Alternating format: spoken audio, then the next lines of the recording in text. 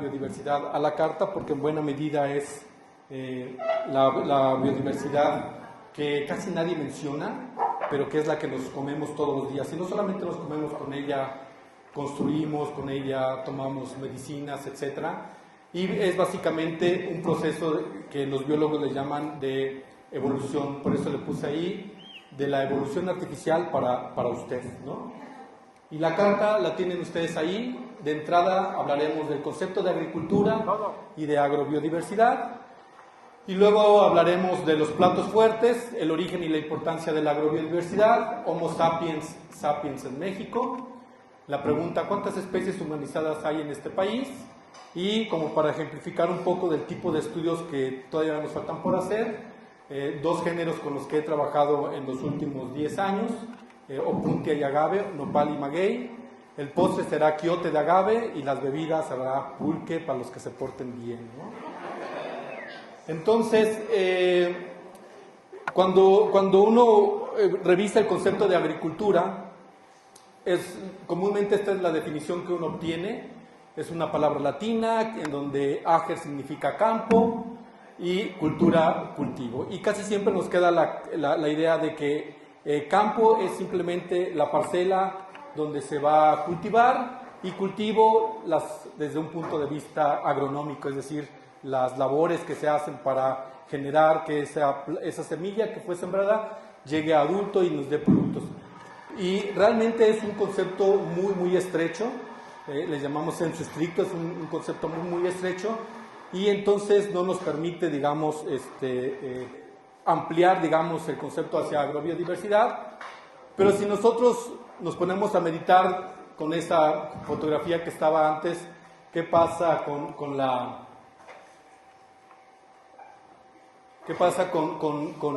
los bueyes que están uncidos, con los materiales vegetales que utiliza para hacer el arado, con las dos personas, su ropa, la línea de árboles que se ven ahí y sobre todo el paisaje, ¿no?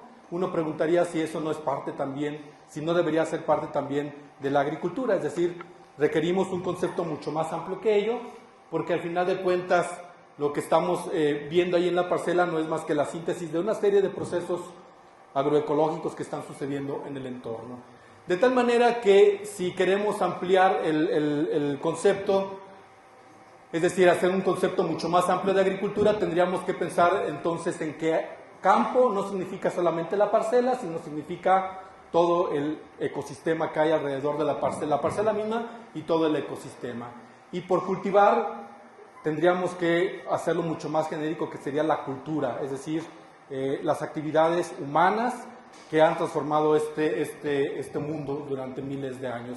Y la otra parte interesante es que también luego pensamos en la agricultura únicamente lo que el campesino hace para obtener alimentos de una parcela, y sin embargo vean ustedes que no es tan sencillo. Este es un modelo, digamos, de la agricultura en el altiplano de México, es decir, aquí donde estamos, y tenemos el espacio con una serie de geoformas, planicies, laderas, montañas y las estaciones funcionales, que mis alumnos saben de qué estamos hablando, estación seca y fría, estación seca y cálida y estación húmeda. Y entonces los campesinos en ese ambiente rural realizan una serie de actividades a lo largo del tiempo de las estaciones funcionales y también durante todo el año, es decir, no todo el año están cultivando porque no es posible hacerlo, de tal manera que realizan básicamente dos actividades, una de producción de cosechas y producción animal, es decir, cría y cultivo propiamente en un sentido estricto, pero hay otra serie de actividades que también realizan, que serían las actividades de procuración, es decir, ir a los ambientes silvestres, ir a los ambientes naturales y obtener una serie de satisfactores, en este caso recolección de frutos y en este caso la caza. Y son actividades que ellos hacen, de tal manera que el concepto de agricultura debe ser un concepto mucho más amplio para poder entender cómo incluir ahí el concepto de agrobiodiversidad. Ahí está, muy bien, gracias. Y entonces es un concepto, ya con toda la explicación que acabo de dar, les debe quedar la idea de que no es un concepto sencillo el de agrobiodiversidad. Y entonces cuando vemos aquí una serie de opiniones, pues confirmamos exactamente eso, que no es tan sencillo. Y entonces se ha definido como el continuum de la biodiversidad silvestre hacia la biodiversidad cultivada, la agrobiodiversidad que considera todos los niveles de organización biológica, desde genes hasta comunidades, incluye alimentos, fibras, materiales, medicinas de origen natural, además de organismos y microorganismos que están actuando de forma directa o indirecta para el bienestar humano, y también se analiza todas las actividades directas o indirectas, es decir, la parte ahí cultural, todas las actividades humanas para este proceso, y se presentan en todos los ambientes en diferente grado de intervención humana, que le llamamos un proceso de humanización, es decir, desde los ambientes silvestres a sembradíos industriales. Y entonces hay una serie de modelos. Tenemos es un proceso que se puede analizar en el tiempo. Esta es la cifra que se ha estado acordando como de la presencia humana más antigua en este país. Por supuesto que esto indica que puede ser todavía aún más antigua. Y entonces para el caso de este país estaríamos hablando de una cronología que inició hace 33.000 años, este es el hoy, y todavía vamos hacia el futuro.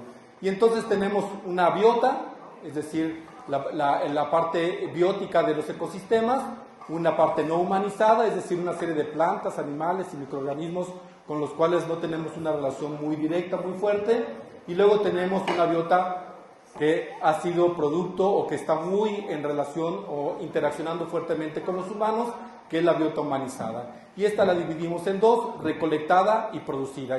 Ya hablamos de la recolección como una parte de las actividades de procuración. Especies que se recolectan ocasionalmente, algunas que se fomentan o se favorecen, incluso algunas que en el mismo campo, en los ambientes silvestres, se enriquecen o se incrementan.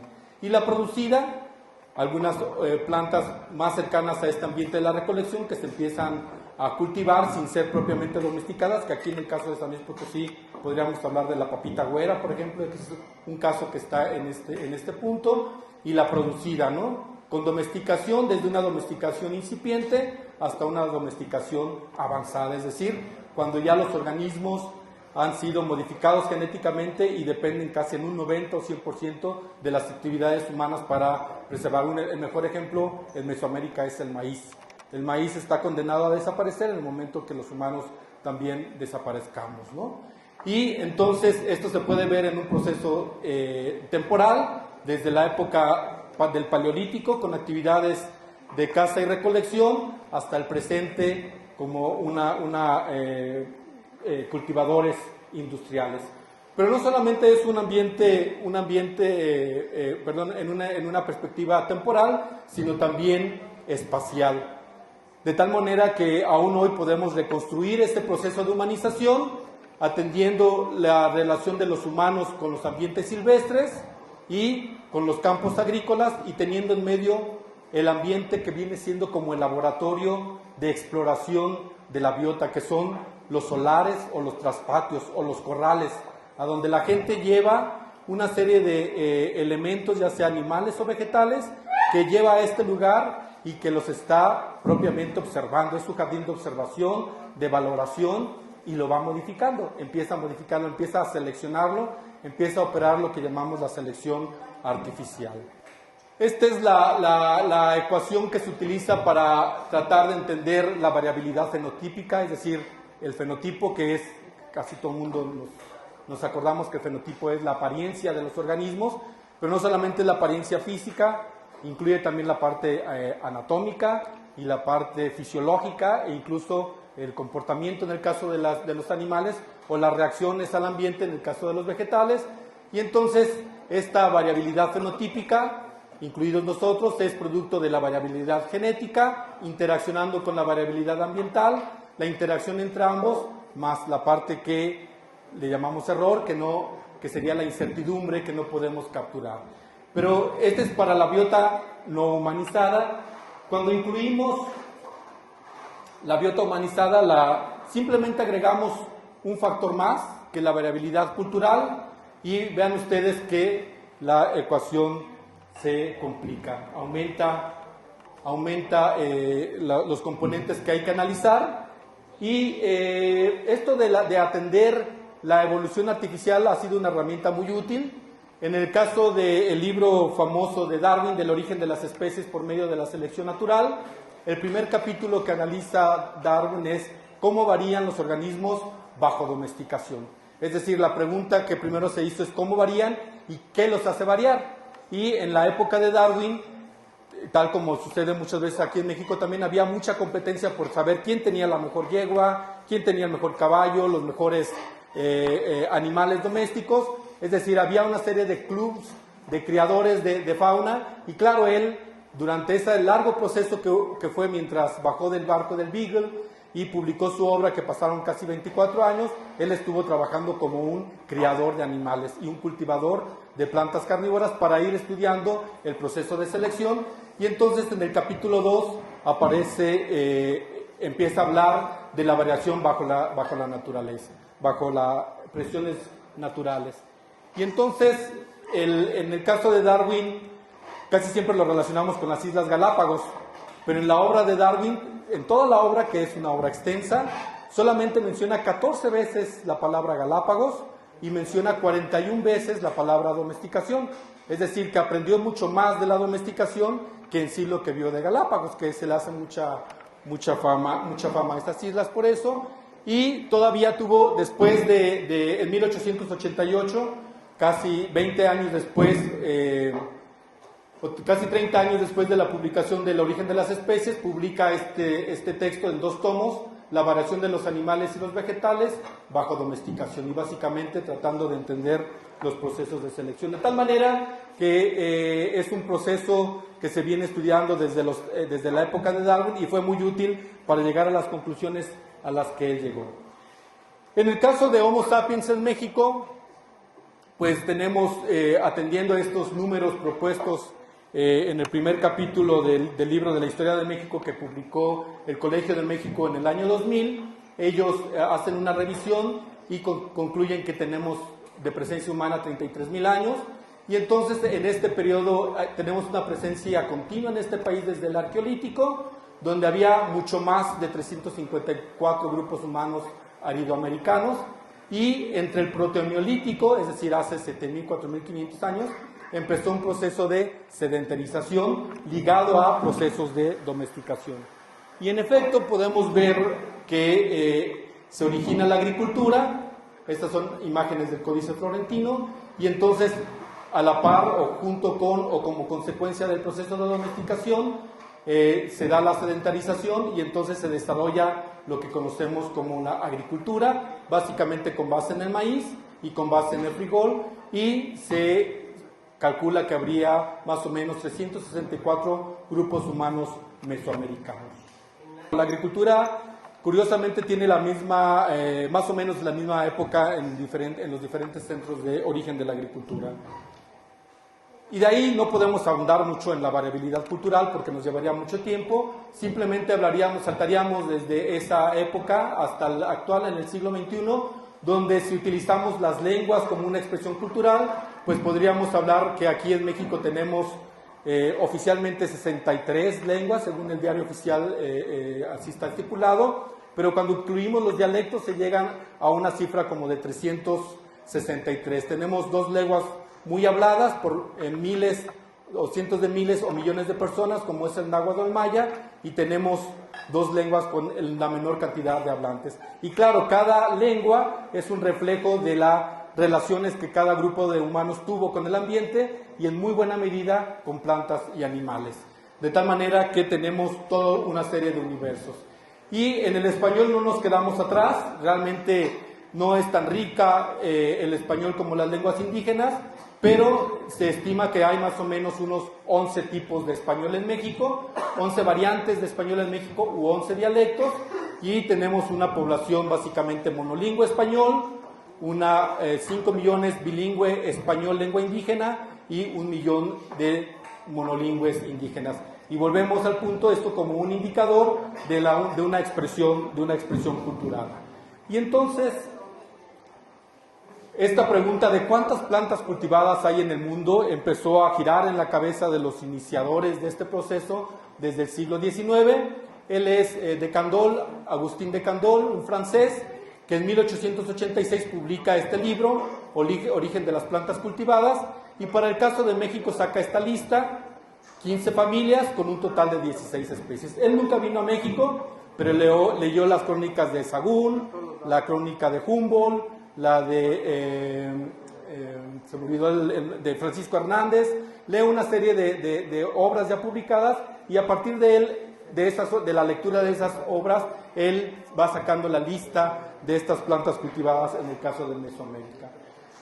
De 1886 tuvieron que pasar casi 50 años para que este hombre, Nikolai Vavilov, un ruso que dominaba 11 lenguas y que viajó por todo el mundo recolectando, él es el autor de la propuesta de los 8 centros de origen de la agricultura. Y claro, para afirmar que ahí se había generado la agricultura, él viajó a todos esos lugares. Estuvo en México en 1931 y antes estaba su avanzada, que fue Sergei Bukasov, y entonces ellos exploraron estos países y mucho más. Es un poco trágica la historia de Vavilov. Él cuando llega a México ya hablaba español, y le platica a un investigador mexicano que había estado recolectando en Arabia. Dice, pero ¿cómo va usted a Arabia? Y si en Arabia no hablan árabe. Y él dice, bueno, pero es que yo hablo árabe, ¿no? De tal manera que no tenía ningún problema con los idiomas, y era toda una personalidad. Él fue el personaje que tuvo una confrontación académica con Lysenko, Trofim Lysenko, en Rusia en 1930. Nikolai Vavilov proponía la teoría de Mendel como el paradigma a utilizar para el mejoramiento genético de las plantas, y Trofim Lysenko utilizaba el lamarquismo. Imagínense, las propuestas de Lamarck fueron de finales del siglo XVIII, y Trofim Lysenko las propone como la avanzada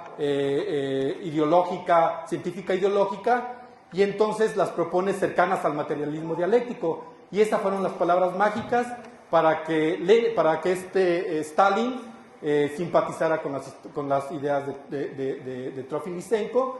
Pierde la discusión académica Trofim Lysenko y Vavilov, y entonces pierde la discusión académica Lysenko, y entonces lo acusa de enemigo del pueblo. ¿Y saben qué utilizó? Porque utilizaba la teoría generada por un religioso que fue Gregorio Mendel. A partir de ahí dice que su teoría es idealista y que va en contra de los intereses del pueblo, y que entonces habría que encarcelarlo, y claro, lo encarcelan. Y entonces esta persona que recorrió los 5 continentes, que recolectó 400,000 muestras de semillas en todo el mundo, es condenado a un campo de concentración y muere de hambre, ¿no? Después de todo ese esfuerzo. Y en los años 60, 70, cuando empiezan a borrar todo el estalinismo, es reivindicado, de tal manera que ahora el Instituto de Mejoramiento Genético de Rusia se lleva el nombre de Vavilov. Todo un personaje. Después, vean ustedes, desde 1931, que propone los centros de origen de la agricultura Vavilov. Este hombre, Harlan, en 1992 publica un libro muy influyente que se llama Los cultivos y los humanos, Crops and Men, y en el capítulo 3 presenta una breve lista de las especies que se cultivan en diferentes regiones del mundo, y para el caso de México habla de 35 familias con 64 especies domesticadas. También muy influyente Harlan en estas historias. De hecho, Harlan estaba ya aceptado en la universidad donde trabajaba Nikolai Vavilov, y ya cuando está a punto de abordar el buque para irse a hacer el doctorado con Vavilov, le avisan que este había sido apresado y afortunadamente no llegó a Rusia. Él es también un botánico bien interesante, el maestro Efraín Hernández Solocotzi, muy influyente en la etnobotánica mexicana. Algunos dicen que es el padre de la etnobotánica mexicana. Y claro, él también en 1998 ya no nos conformábamos simplemente con las listas que había hecho de Candolle o las que había hecho Vavilov, y entonces empezamos a desarrollar una serie de historia, de trabajos de investigación para ir revisando exactamente cuáles son las especies que domesticamos. Y entonces el maestro Hernández X, en 1998, en un libro sobre la biodiversidad en México, él llega a la conclusión que tenemos 109 especies domesticadas en 37 familias. El profesor Aguirre, que muchos de ustedes conocen, el director de zonas desérticas, con uno de sus alumnos en el 2008, en el capítulo 18 del primer tomo del Capital Natural de México, un estudio que se hizo sobre la diversidad de México, solamente se incluye un capítulo para la biodiversidad humanizada. Ellos llegan a la conclusión de que son 42 familias con 134 especies. Y vean ustedes, más o menos van concordando las mismas familias que van señalando los otros autores. Para esta plática yo hice una revisión de todos ellos, de todas sus diferentes listas, traté de depurarlas, traté de sumar las que unos mencionaban, agregué otros estudios. Él es un estudioso de la Universidad de Arizona en este tema y ellos son unos científicos que trabajan en la península de Yucatán.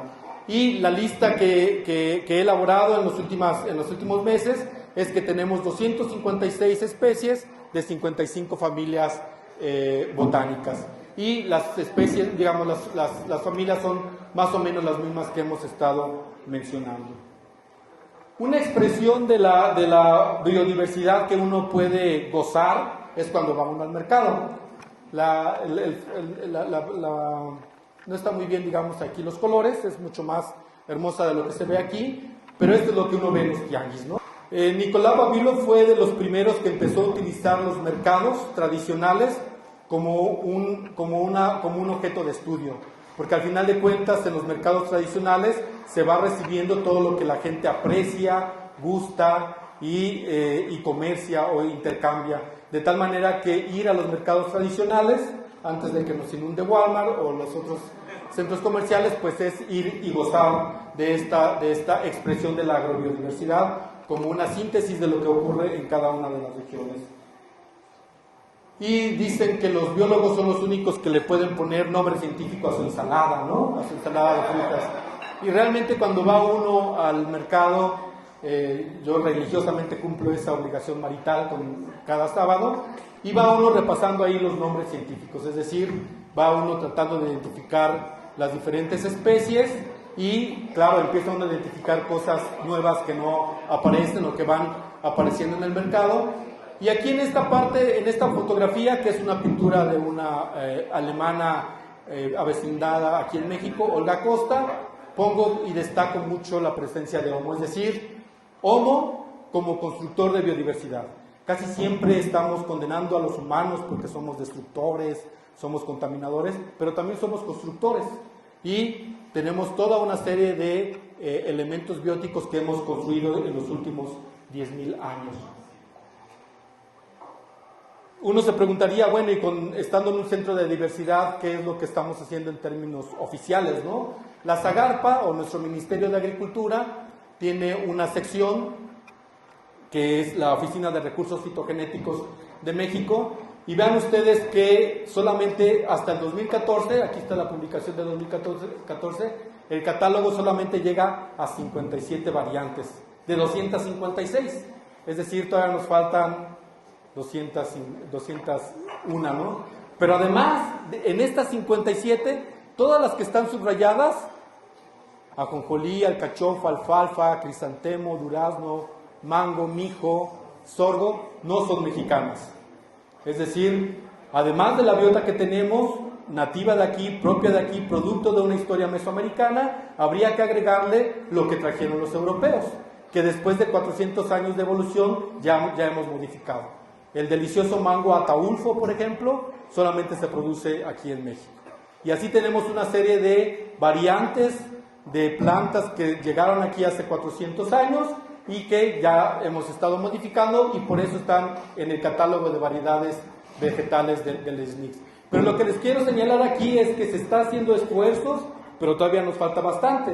Mi lista es de 256 y la lista oficial del Ministerio de Agricultura apenas llega a 57, de las cuales solo la mitad estamos hablando de especies mexicanas. Y para que no crean que me quedo en la autocomplacencia diciendo que los humanos somos muy fregones en esto, realmente hemos pagado un costo ambiental, es decir, esta biodiversidad que nos alimenta día a día ha tenido un impacto ambiental que se puede reflejar, digamos, en estas imágenes. Esta sería la imagen del México impoluto e inmaculado, con sus tipos de vegetación templada, las selvas tropicales húmedas, las selvas tropicales secas, los matorrales, y vean ustedes cómo lo tenemos ahora, ¿no? Todas estas partes blancas las hemos transformado, las hemos eliminado principalmente para producir alimentos y también, digamos, para las ciudades o para las áreas industriales, pero principalmente para producir alimentos. Es decir, es el impacto ambiental que hemos tenido por producir nuestros alimentos.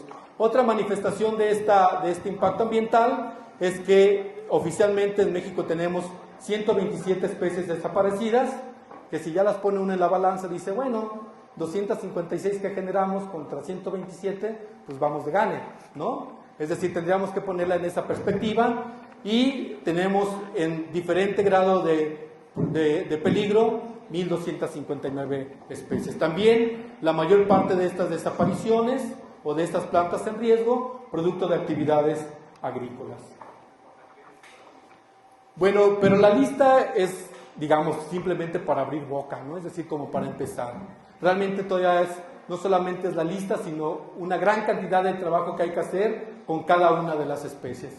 En mi caso, tengo 17 años aquí trabajando en la universidad y más o menos unos 15 que empecé a trabajar con el nopal y con el maguey, que son las imágenes que ustedes ven ahí, y trabajándolas desde esta perspectiva, es decir, qué tanto los humanos han generado en estos dos tipos de plantas. Y no lo hice, digamos, simplemente porque son géneros prototípicos de esta región del país, de las zonas semiáridas, porque cuando pasé al nivel de género, es decir, saltando de familias a géneros, utilizando los mismos autores, destacan agave y opuntia con 3 especies humanizadas cada uno de ellos, es decir, de los géneros son de los más importantes de las que hemos generado una serie de variantes domesticadas. Y entonces, aquí tendría que reconocer la ayuda de muchos alumnos, servicios sociales, mis profesores, tesistas, que a lo largo de este tiempo hemos hecho una serie de trabajos que se han publicado ya sea como tesis, como libro o como artículos. Y entonces, para hablar de nopal, empezamos hablando de nopal, hablaríamos de la biodiversidad, es decir, la biota no humanizada. Y entonces podemos ver aquí diferentes autores que desde 1919 valoraron que en el país había 58 especies de nopal, y luego pueden ustedes ver la discusión, ¿no? Que hay 85, 83, 82, 66 o hasta 120, ¿no? Es decir, siempre son discusiones permanentes porque hay una serie de criterios.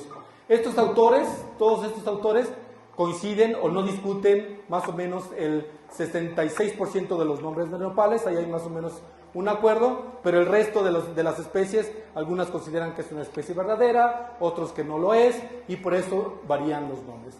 Si esto es un problema en la biodiversidad, cuando pasamos al caso de la agrobiodiversidad, vean ustedes, los números contrastan fuertemente, es decir, en términos de nopal, hemos generado más variantes que las que había naturales.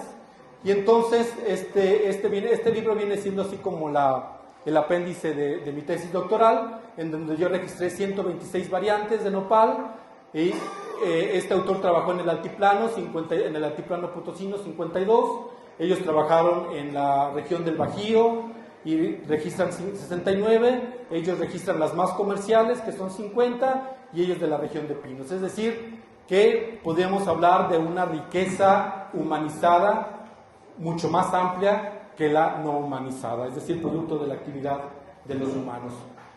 Y claro, cuando uno empieza a trabajar, los nopales ve esto, ¿no? ¿Y por dónde diablos empezar, no? Es decir, con esta variabilidad morfológica, realmente que la primera idea que tuve fue renunciar a hacer la tesis de doctorado, porque realmente era un trabajo fuerte.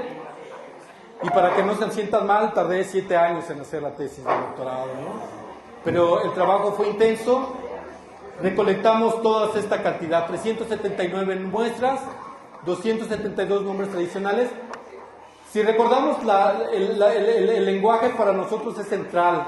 cuando los humanos, cuando un grupo le pone un nombre a una planta, asumimos o se establece la hipótesis de que es una planta útil, que tiene una relación relativamente íntima con los humanos, y por esto vamos registrando los nombres tradicionales como el primer indicador de la riqueza humanizada.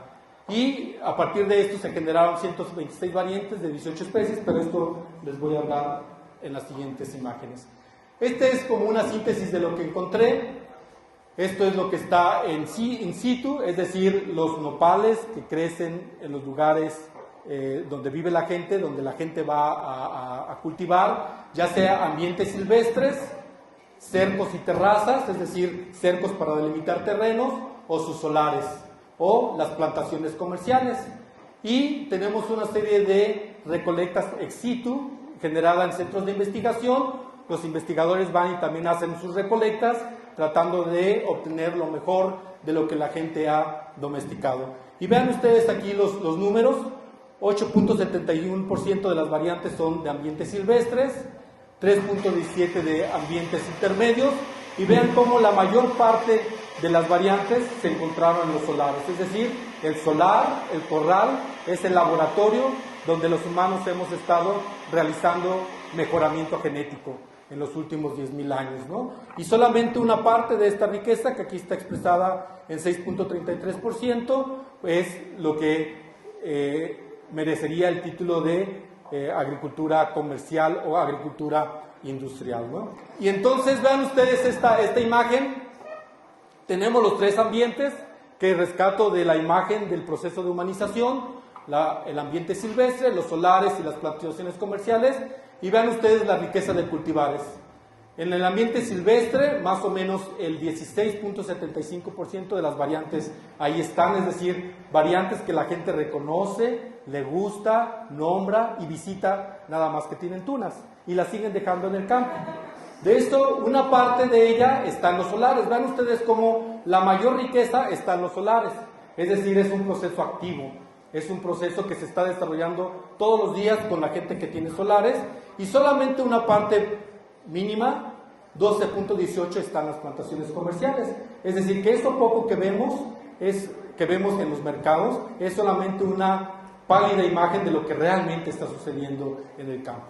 ¿Cómo varía la intensidad de la selección natural? Por supuesto que las variantes que están en ambiente silvestre son sujetas de una mayor selección natural y una menor selección artificial o una selección humana, y el proceso aquí, digamos, se empata. Y finalmente en las plantaciones comerciales, sobre todo si ya están tecnificadas en algunos invernaderos, ya hay una mayor imperio de los criterios de la selección artificial, y muy poco se deja a la selección natural, ¿no? Digamos, una helada incontrolada que pueda matar muchos ejemplares que están en las plantaciones. De tal manera que la influencia de los humanos es mínima en los silvestres, muy alta en los solares, y de mediana intensidad en las plantaciones comerciales, ¿no? Como parte de ese proceso. Bueno, ¿y cómo diablos le hicimos para saber esto? Pues entonces tuvimos que ir a medir, ¿no? Y ahí es donde Fernando podría hablar de varias anécdotas de estar midiendo nopales. Nosotros hicimos un catálogo de 118 atributos morfológicos, finalmente terminamos con 42, y utilizamos métodos multivariables de ordenación y de clasificación, y este sería, digamos, la ordenación estadística de los ejemplares. Claro, este cuadro, después de algo así como unas 700 corridas, hasta que sale lo que uno cree que es explicable. Y entonces aquí tenemos esta ordenación de los ejemplares, desde Opuntia septacantha hasta Opuntia ficus indica. Esta es la típica especie de ambientes silvestres, esta es la típica especie de ambientes domesticados, y los intermedios. Junto con los análisis de ordenación se hacen análisis de clasificación, y aquí están, ¿no? En este grupo están los silvestronios, ¿no? Aquí están los domesticados y la parte intermedia. El hecho de que estén, digamos, invadiendo, las pencas estén invadiendo un espacio, es que son procesos continuos. Es muy difícil que sean discretos, de tal manera que algunas especies que uno diría deben estar exclusivamente aquí, realmente algunas de estas pasan a las partes intermedias, igual con estas otras especies, ¿no? La síntesis de esas dos imágenes sería este sería nuestro proceso de domesticación del nopal. Volvemos a la imagen aquel del proceso de humanización. Este sería Opuntia septacantha, que es el cardón, el de las tunas cardonas típicas de aquí de San Luis Potosí, que se caracteriza por un cladodio relativamente pequeño comparado con los demás, muchas hileras de areolas, es decir, estos puntitos donde salen las espinas se llaman areolas, alta densidad de las mismas, y todas las areolas tienen espinas largas, radiales, difusas y erectas.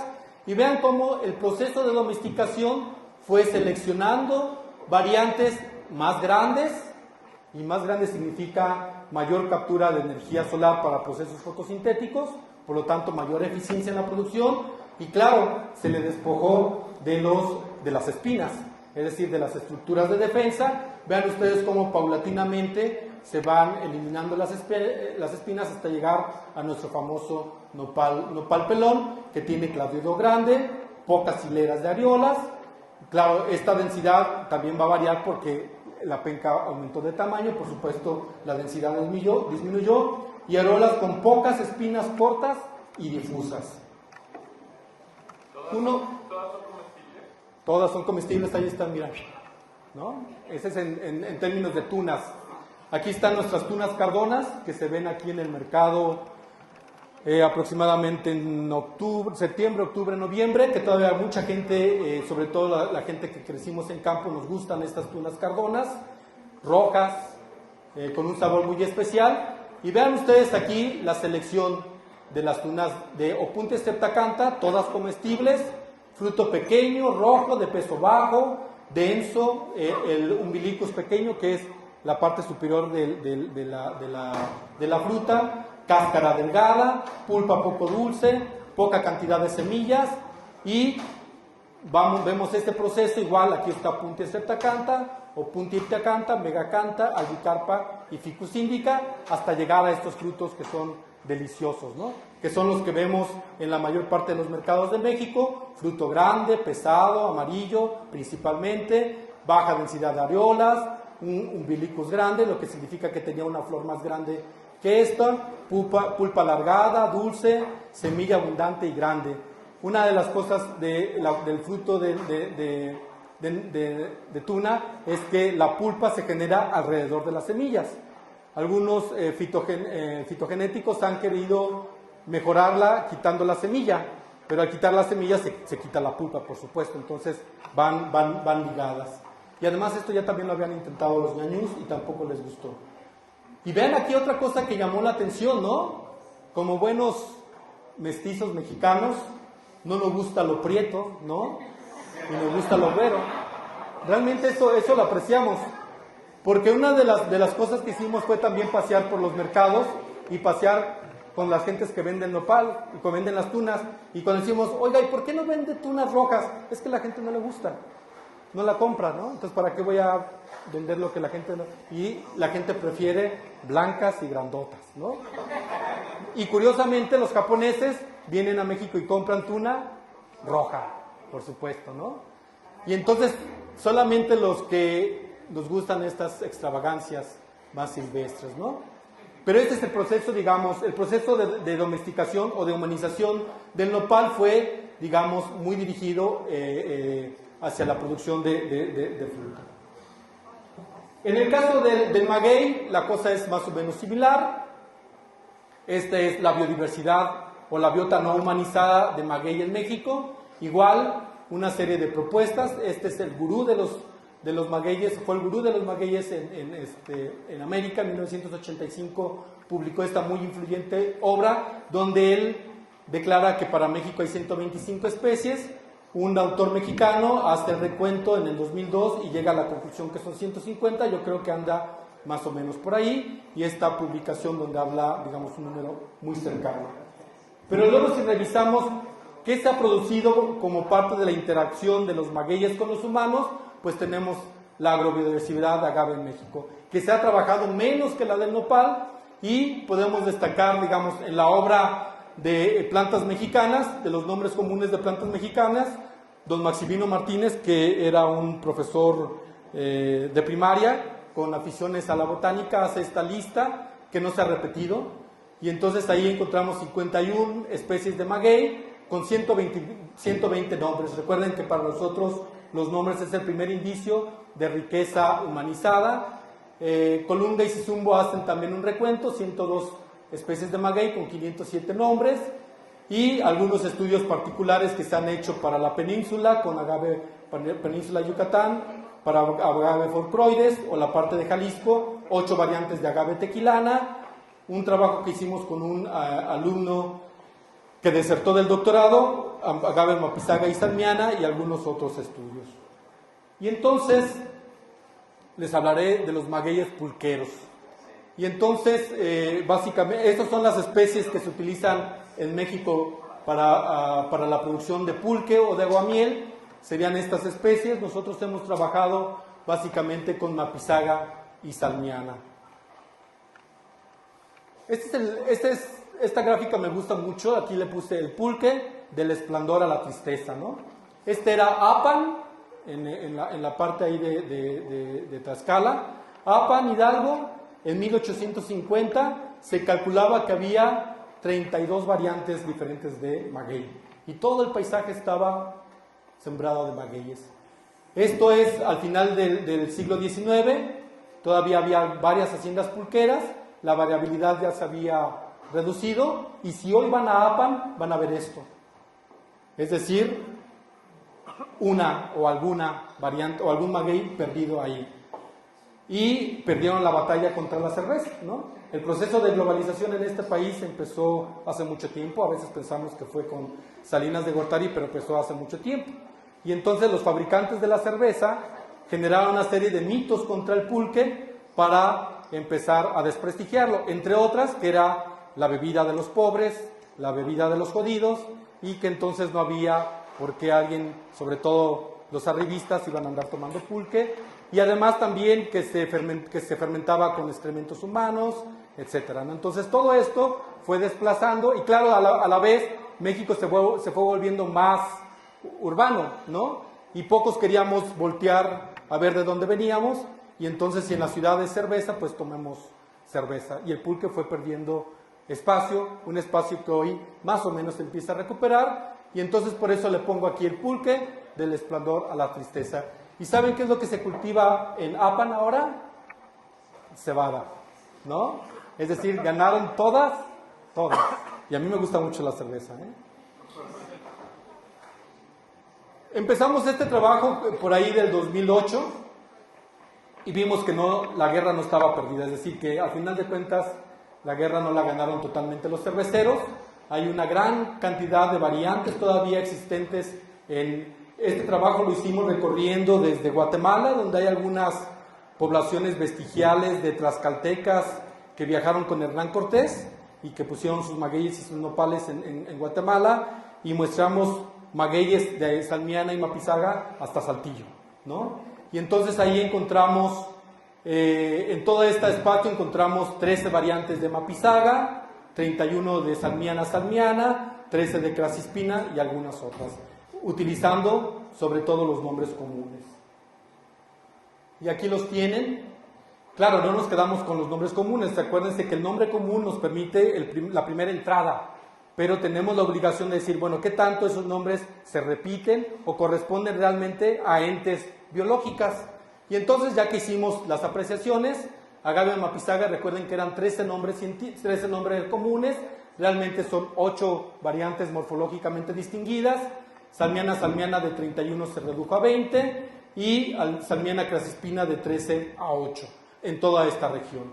Y ahí tienen, digamos, las fotografías que decía ahora en el último congreso de botánica de Tuxtla hace un año, se acuñó un nuevo término que es el analfabeto botánico. Como ahora ya somos más urbanos, todo nos parece verde, y todo lo verde parece que es lo mismo, es igual, y ya no diferenciamos un árbol de otro árbol. Y entonces, pues es difícil, ustedes dirán, pues todos los magueyes se parecen, ¿no? Pero realmente hay diferencias que la gente aprecia, por eso les dan nombres diferentes y que nosotros, digamos, valoramos en términos de análisis morfológicos. En el caso de nopal se me olvidó mencionarlos, que estos nombres provienen de la cultura ñañú, es decir, de los otomís, como les llamamos nosotros, de la región de Hidalgo, y a la conclusión a la que hemos llegado es que el grupo ñañú ha sido, o el grupo otomí ha sido los domesticadores del nopal y del maguey. Incluso los ñañú son grupos culturales más antiguos que los aztecas y se ligan con algunos de los primeros pobladores de México y perviven hasta ahora, ¿no? Mientras la cultura azteca desapareció, los ñañú todavía podemos ir con ellos y vivir con ellos y convivir con ellos, y por eso vienen todos estos nombres en ñañú, ¿no? Todavía los reconocen.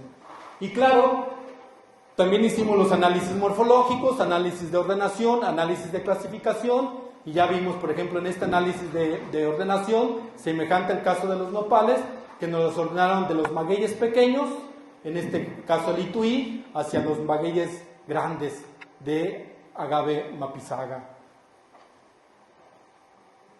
Igual, otra ordenación bien interesante que salió aquí, en el eje 2, es desde los magueyes que tienen muchas espinas en las partes laterales, hasta los prácticamente pelones.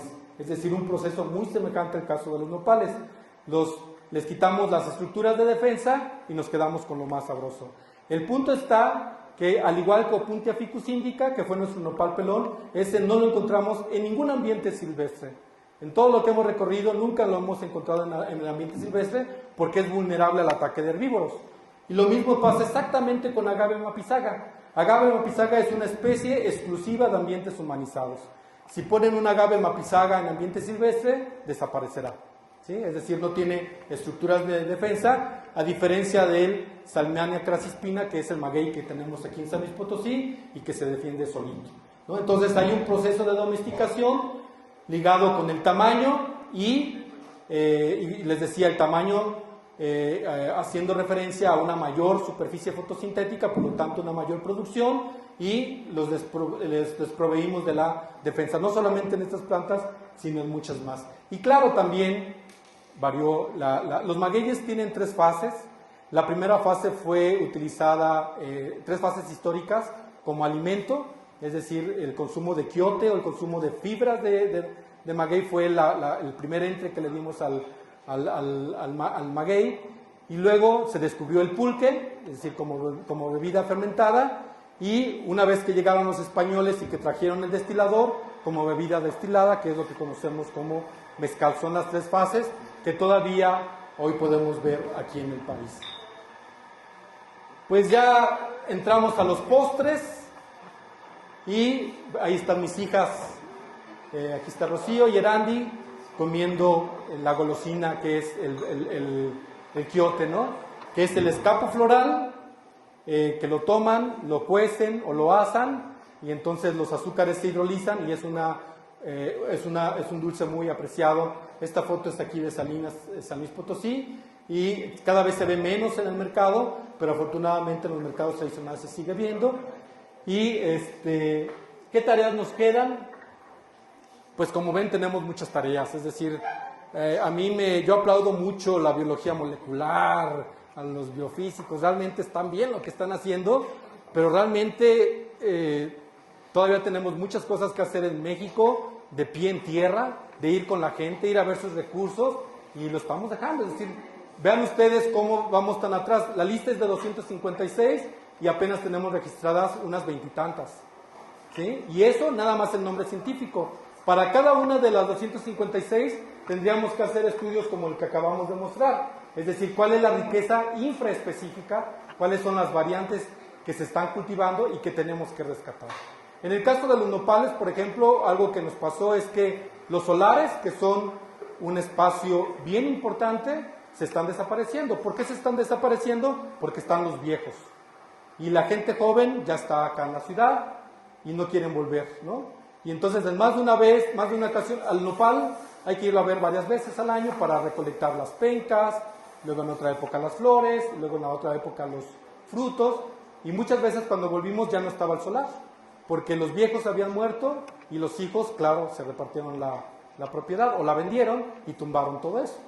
Entonces estamos perdiendo, en este momento estamos en una encrucijada cultural donde estamos perdiendo la cultura rural y estamos perdiendo no solamente la cultura, sino el cúmulo de conocimiento sobre estas plantas que deberían ser el reservorio para el famoso cambio climático que todo el mundo tiembla ante él, ¿no? Pero yo diría ante cualquier, incluso ante el mercado, ¿no? Podríamos satisfacer cualquier necesidad del mercado mundial con la riqueza que tenemos ahora, ¿no? Pero la estamos perdiendo. De tal manera que las tareas yo las dividí en 3 niveles. Este es un nivel que se utiliza mucho en taxonomía. Las tareas es nivel alfa, definir la lista florística de las especies humanizadas, es decir, depurar la lista de las 256 especies y avanzar en el catálogo de las variantes infraespecíficas. Ahí seguramente llegaremos a miles de variantes. El nivel beta, avanzar ahora sí en los estudios genéticos, fisiológicos, anatómicos de las especies humanizadas. Yo en tantos foros me he parado hablando de mi tesis de doctorado, siempre me dicen, ¿y por qué no hizo análisis genético, no? Y yo digo, bueno, haga análisis genético de 379 muestras por 6, que serían 2.500, ¿no? No estamos para eso, pero sí estamos para una fase posterior a esa, es decir, posterior a la alfa, desarrollar la beta, de tal manera que se deben y se pueden hacer, y la fase más importante que es el nivel gamma, que consiste en explorar los procesos culturales. Es decir, si se fijan, todo mi trabajo se centró en las plantas, porque a fin de cuentas soy biólogo, en su morfología, pero mi escasa formación antropológica o sociológica me impide llegar a este nivel gamma, y esa falta, llegar con la gente y explorar las presiones culturales que han sido cruciales en la definición de esta biota humanizada. Y como podríamos hablar mucho más, como el del pulque, hasta aquí terminamos la plática y por pregunta repartiremos pulque, ¿no? Eso es todo, gracias.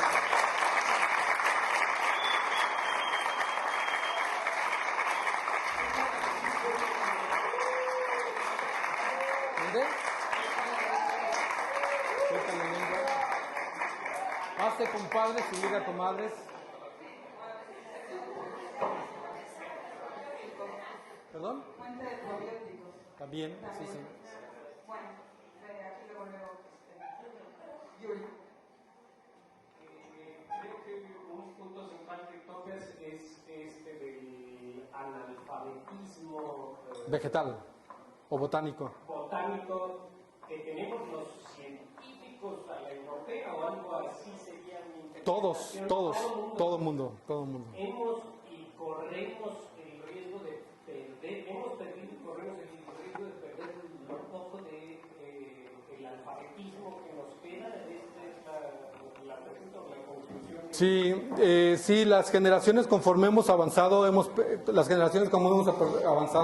somos cada vez más urbanos.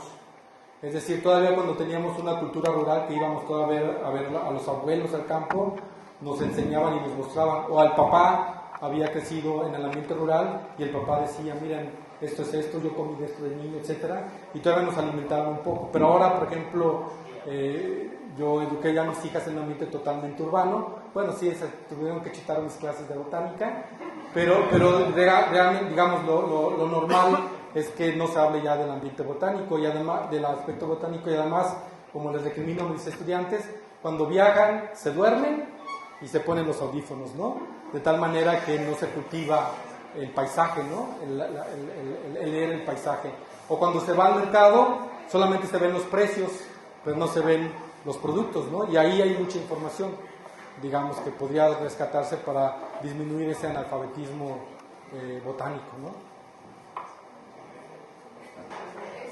¿Cómo saber que una especie se ha humanizado? ¿Cómo saben ustedes? Ahí le llamamos síndrome de domesticación, que en este caso no hice mucho énfasis, pero las especies humanizadas primero acusan gigantismo del órgano de interés, es decir, las cebollas silvestres son así y las cebollas domesticadas son así, ¿no? Ese es el primero. El segundo es que les quitamos las estructuras de defensa, ese es otro síndrome. De ser tóxicas, las volvemos menos tóxicas o le anulamos la toxicidad. Es el caso del frijol. El frijol es tóxico y por eso recomiendan que el agua en donde se dejan remojar toda la noche no se beba. Si fijan, nadie debe beber esa agua. Y hay, cuando uno anda en campo, hay frijoles que le dice la gente, hay que remojarlo 3 veces, ¿no? Es decir, hay que detoxificarlo varias veces. Esas son partes del proceso de domesticación. El gigantismo, quitarle las estructuras de defensa, ya sea mecánicas, espinas, o químicas como las semillas. La otra es que alteramos sus sistemas de reproducción. En el caso del maíz, por ejemplo, ustedes ven el maíz que está cubierto de una serie de brácteas, y eso es ideal porque entonces se madura el maíz y lo dejamos ahí hasta que se convierte en mazorca, y estamos seguros que cuando regresemos va a estar ahí el maíz. Si el maíz no estuviera humanizado, de manera natural tendría que abrirse y dispersar sus semillas. Y entonces le quitamos le llamamos dehiscencia, y disminuimos la dehiscencia. En el caso del frijol también se logra, pero el frijol es más chiquión. Si te tardas un poco, revienta y la gente pierde la semilla. Entonces la gente sabe que hay que ir a recolectar, a cosechar el frijol antes de que se madure completamente, para que no pierda la semilla. Y la gente va seleccionando, este es muy reventador, reventa muy claro, entonces quítalos, eso no los vamos a sembrar en la siguiente ocasión, y vamos sembrando los otros.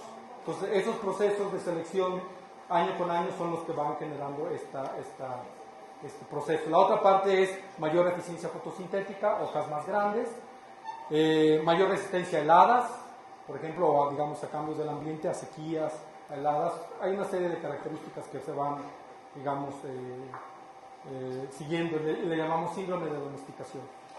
Entonces eso que usted menciona es, o sea, parte de lo que la planta, más bien, lo que se hace es seleccionar plantas que son más, o sea, que son mejores, pero sin modificar nada, ¿verdad? O sea, solamente cuando revienta menos, entonces lo voy a volver a sembrar. Y eso es parte ya inherente de la planta.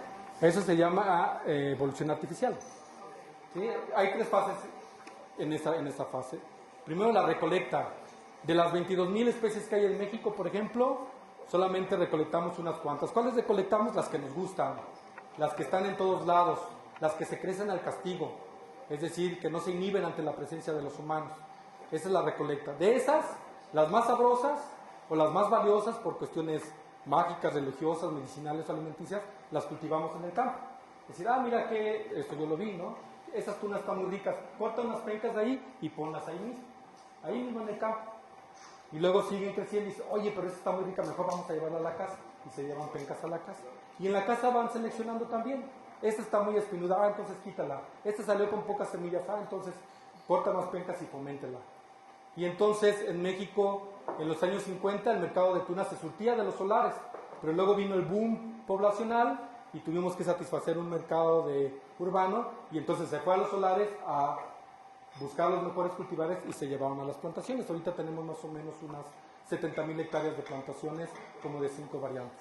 Entonces, ¿qué es lo que ha generado en los lugares en donde se originó la agricultura? Esos 8 lugares en el mundo, ¿en qué coinciden? Alta heterogeneidad ambiental, es decir, ambientes muy diversos, con montañas, con cerros, con arroyos, con altitudes. Alta diversidad, es decir, que el catálogo de la flora y de la biota fuera muy amplio para poder escoger. Y cultura, es decir, donde se generaba la agricultura habitan grupos humanos de culturas muy, muy añejas, es decir, una íntima relación con los humanos. De tal manera que, por eso ponía esta gráfica, la variabilidad fenotípica de las especies cultivadas es genética, es ambiental y es cultural, y las interacciones entre ellas, ¿no? Algo que se me olvidó decirles es, todo lo que comemos ahora, absolutamente todo lo que comemos ahora, viene del Paleolítico, todo. Los humanos que ya pusimos una nave en una cola de un cometa, no hemos generado, en los últimos 10,000 años no hemos generado una nueva especie comestible, ni una. Todo lo que tenemos viene del Paleolítico, ¿sí? Y los fitogenetistas, ¿qué es lo que han hecho? Utilizar esa base para mejorarlo genéticamente. Sí hemos hecho muchas mejoras genéticas, bastantes, hay que darles el mérito a ellos, ¿no? Pero ellos utilizaron la base que nos heredaron los cazadores recolectores. Todo lo que comemos viene del Paleolítico, todo. Y, perdón, el cambio genético no solamente lo hacen los fitogenetistas, sino lo hace la gente a través de un proceso de 10,000 años. 10.000 años se requirieron para domesticar, digamos, el maíz y el frijol, ¿no? Que son las plantas prototípicas mesoamericanas. ¿Cómo cambia todo lo transgénico, todo este nuevo, o sea, cómo afecta todo lo transgénico a estas plantaciones tanto artificiales como naturales? ¿Se han visto cambios drásticos en estos estudios sobre el transgénico? No, si hay cambios, claro, es un tema polémico y yo realmente no termino de tener una opinión que pudiera ni siquiera convencerme a mí. Lo que sí sé de los transgénicos es que está impidiendo el proceso de evolución artificial. ¿Por qué? Porque las casas de semillas, por principio, tomaron lo que tenía la gente de variantes y los mejoraron con métodos genéticos modernos, ¿no? Que eso está bien, ¿no? Eso se ha venido haciendo. Pero luego la trampa fue generar muy buenos híbridos que generan mayor cantidad de cosecha por hectárea o periodos más largos, etc. Pero ¿saben qué es lo que hicieron? La semilla que uno compra en una casa comercial, la compra, la pone en la parcela, crece la planta, cosechas y ya no puedes tomar semilla de ahí para volver a sembrar. Semilla ya no es viable. Y entonces, ¿qué es lo que está pasando? Que la gente venía en este proceso de 10.000 años seleccionando sus mejores maíces. Ahora vamos a poner maíces azules, maíces moteados, maíces que duren más, maíces para las palomitas, maíces para el pozole, y eso ya no lo va a poder hacer la gente, porque las casas comerciales que se han apropiado apropiado de esta riqueza, para generar que les sigan comprando año con año, han desarrollado un mecanismo que impide la reproducción de la semilla. Digamos, desde el punto de vista de este proceso, eso es lo que más afecta el uso de materiales modificados genéticamente por las casas comerciales. Ellos dicen como siempre se dicen las verdades a medias, dicen, es que nosotros también hacemos mejoramiento genético como lo hicieron ellos. Y entonces le digo, sí, pero ellos no hicieron transgénicos. Es decir, ellos no tomaron genes del organismo de la especie A para ponerlos en la especie B. Ellos se la rifaron haciendo mejoramiento genético con el mismo pool genético de cada una de las poblaciones. Es una diferencia muy, muy grande, ¿no?